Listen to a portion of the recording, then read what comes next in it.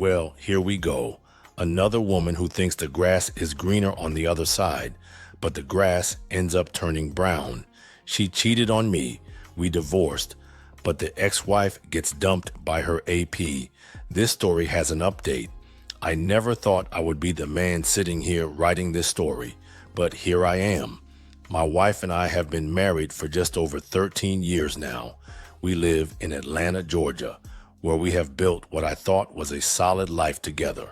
I work as an engineer developing circuit boards for a manufacturing company, and she has worked for the United States Postal Service for as long as I can remember. When we first got married, I was impressed by her dedication to her job. She would come home with stories about her roots, the regular customers she knew by name, and how much she enjoyed being out and about instead of stuck behind a desk all day. The Postal Service seemed like a good fit for her at the time. My wife is 40 now, and I must admit that she looks incredible for her age. She has always been dedicated to staying in shape, hitting the gym religiously several times a week. Meanwhile, I have developed somewhat of a beer belly over the years, though I have been working on getting back into better shape. She would tease me about it sometimes, but never in a mean way. One thing that has always been consistent in our relationship is her phone habits. She always kept a passcode on her phone, which never really bothered me because I figured everyone deserves their privacy. The only time I ever used her phone was when my battery would completely die, which happens more often than I care to admit because I tend to let it run all the way down. On those rare occasions when I needed to make a call or check something quickly, she would unlock her phone and hand it to me while we were sitting next to each other. It seemed perfectly normal to me at the time. Looking back now, there were probably signs I should have noticed earlier, but when you trust someone completely, you tend to give them the benefit of the doubt. The first real red flag that I can identify in hindsight was her drinking. It started gradually, or perhaps I just began to notice it over time. She would come home from work and immediately pour herself a glass of wine, which seemed reasonable enough after a long day delivering mail in Atlanta traffic. But then one glass became two, and two became three, and before I knew it, she was finishing entire bottles by herself on weeknights. The weekends were worse. She would start drinking earlier in the day, especially when she went out with her friends for what she called girls' nights. There were several occasions when her best friend had to drive her home because she was too drunk to drive herself. I would help her into the house, get her some water, and put her to bed, thinking this was just something that happened occasionally to everyone. The wake-up call came when she almost lost her job at the post office. She never gave me all the details, but from what I could piece together, there had been an incident at work related to her drinking. The Postal Service has strict policies about alcohol, and whatever happened was serious enough that her supervisor had to get involved. She was extremely upset about it for weeks, constantly worried that she might get fired. She managed to keep her job, but I could tell it had shaken her up. I thought maybe that scare would be enough to make her slow down with the drinking. I was wrong about that, just like I was wrong about a lot of things. The drinking problem never really went away after that incident at work. If anything, she seemed to get better at hiding it, or maybe I just got better at pretending not to notice. She would rinse her mouth with mouthwash before I got home from work, thinking I could not smell the alcohol on her breath. Sometimes she would claim she had a headache and go to bed early, but I would find empty bottles hidden in places she thought I would not look. The garage trash can became her favorite hiding spot for wine bottles. I started finding them wrapped in paper towels, stuffed way down at the bottom where she assumed I would never see them. It bothered me more than I let on, but I kept telling myself that everyone has their way of dealing with stress. Her job at the Postal Service was demanding, especially during busy seasons like Christmas when the mail volume would triple. She would come home exhausted, complaining about her supervisor, about difficult customers, about the heat in summer and the cold in winter. I tried to be understanding and supportive. What I did not realize at the time was that her drinking was not just about work stress. There were other things going on that I was completely unaware of. Her best friend, who had been bringing her home from those drunken nights out, started acting differently around me. She had always been friendly and talkative when she came by the house, but suddenly she seemed uncomfortable, like she was avoiding eye contact. When my wife would invite her over for dinner or to watch a movie, her friend would make excuses about being busy with her own family. I assumed it was just normal friend drama, the kind of thing that happens when people have been close for years and start to drift apart. My wife never mentioned anything being wrong between them, so I did not push the issue. Looking back, I can see that her friend was probably struggling with information she did not want to have. The change in their friendship was gradual but noticeable. They used to text each other constantly throughout the day, but I noticed my wife checking her phone less frequently. When her friend did come around, it wasn't the same. There was something in the air that I could not quite put my finger on.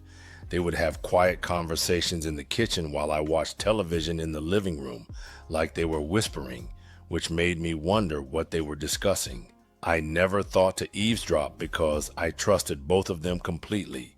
That trust was probably the biggest mistake I made during those months. My wife's behavior started changing in other subtle ways too.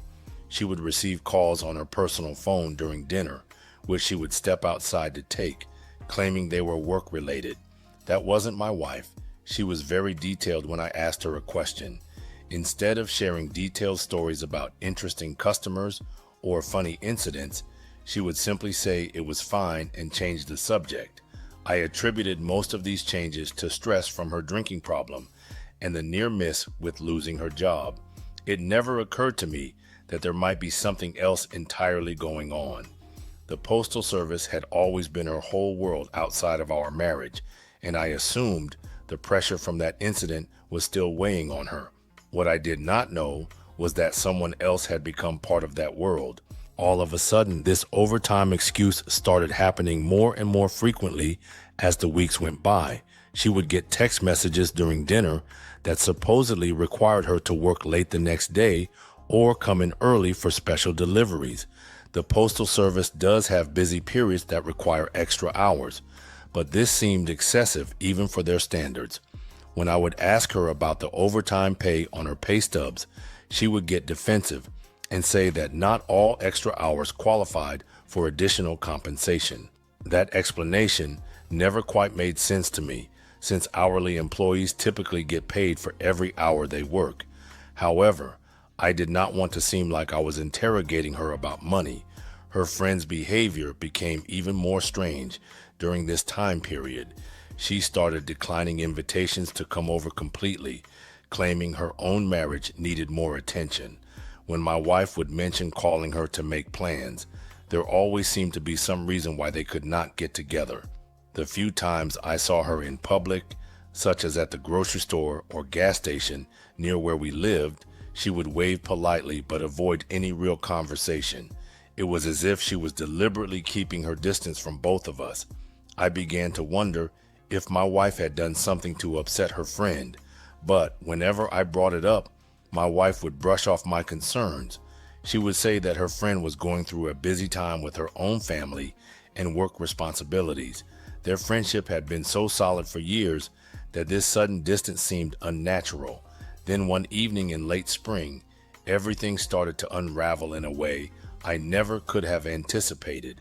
My wife had supposedly gone to work for a special mail sorting project that required some weekend hours. I was home alone watching television when someone knocked on our front door around 8 in the evening. When I opened the door, her friend was standing there looking extremely upset. Her eyes were red, as if she had been crying, and she seemed nervous about being there. She asked if she could come in and talk to me privately, which immediately made me concerned that something had happened to my wife. I invited her into our living room, and she sat down on the edge of the couch like she was ready to run away at any moment. She kept looking at her hands and taking deep breaths before she finally started talking. What she told me that night changed everything I thought I knew about my marriage. She explained that she and her husband had gotten into a massive argument earlier that evening about secrets and honesty in relationships. During their fight, he had accused her of being a hypocrite for keeping information from me while expecting complete transparency in their own marriage. The argument had escalated to the point where he threatened to tell me himself if she did not find the courage to do it. She realized that continuing to keep quiet about what she knew was putting her own marriage at risk. Her husband was right that she was being a hypocrite, and she could not live with the guilt anymore. What she told me next felt like someone slapped the shit out of me. She said my wife had cheated on me twice during those girls' nights out when she had to bring her home drunk. However, it was not just those two occasions that worried her. According to her, my wife was currently having an ongoing affair with someone, and it had been going on for months. All those overtime shifts and early morning calls were not related to work at all. She had been covering for my wife this entire time, making excuses and helping her keep the secret, but she could no longer continue doing so. The weight of what she was telling me was overwhelming, but she was not finished yet. She pulled out her phone and showed me that she had been saving text messages between them as evidence of what was really happening. The text messages on her phone were worse than anything I could have imagined. She scrolled through weeks of conversations between her and my wife, showing me message after message where my wife talked about meeting someone after work. The messages were explicit about what they were doing together and how guilty my wife felt about lying to me. There were texts where my wife asked her friend to cover for her if I called asking questions about her whereabouts.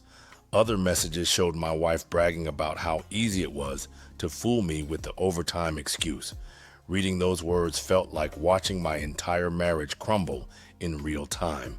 Her friend explained that she had been saving all of these messages because she knew this day would eventually come.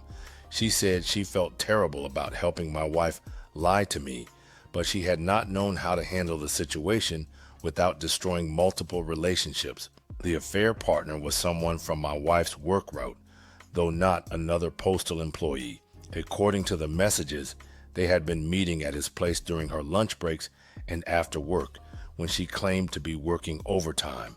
The whole thing had been going on for months, which explained all the changes in her behavior that I had noticed but failed to understand. Her friend apologized over and over for waiting so long to tell me, but she said watching me trust my wife completely while knowing the truth had become unbearable. She left that night after making me promise that I would not tell my wife how I found out about the affair. She was terrified that my wife would retaliate against her somehow, and she was still worried about the impact this would have on her own marriage. I spent the rest of that weekend in a daze, trying to process everything I had learned. When my wife came home from her supposed work project, I could barely look at her. She seemed cheerful and relaxed, telling me about her day and asking what I had done while she was gone. I managed to give short answers and avoid any real conversation, claiming I was tired and wanted to go to bed early. The next few days were torture as I tried to figure out how to confront her about what I knew. I decided to be direct and tell her exactly what her friend had revealed to me. When I finally confronted her in our living room on a weeknight after dinner, her reaction was nothing like what I expected. I had imagined tears, denials, apologies, or at least some attempt to explain herself. Instead, she listened to everything I said with a blank expression on her face. When I finished talking, she said that we should just get divorced and that she would move out. There was no emotion in her voice, no attempt to fight for our marriage, and no acknowledgement of the pain she had caused. She packed her clothes that same night and left to stay with a relative while we figured out the legal details. The whole thing felt surreal, as if I were watching someone else's life fall apart instead of my own. Within a week, she had hired a lawyer and started the divorce proceedings. I quickly realized that her calm acceptance of divorce was not about guilt or remorse. She had bigger plans for what she wanted to get out of ending our marriage. Update: her lawyer's strategy became clear when we received the paperwork for the divorce settlement. She was demanding alimony, half the value of our house, and a significant portion of our joint savings account.